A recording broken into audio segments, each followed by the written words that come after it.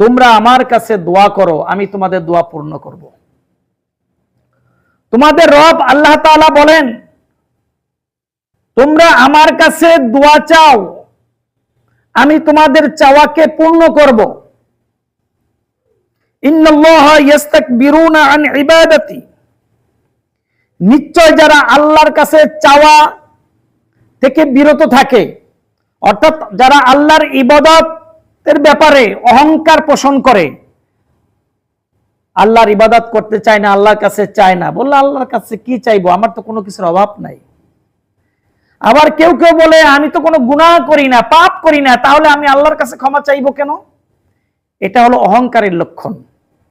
আল্লাহ পাক বলেন, ইন্নাল্লাযীনা ইস্তাকবিরুনা, যারা অহংকার করে, আন ইবাদাতি, আমার ইবাদতের ব্যাপারে, আমার কাছে চাওয়ার ব্যাপারে যারা অহংকার করে, তারা চায় না আল্লাহর কাছে ছোট হতে চায় না।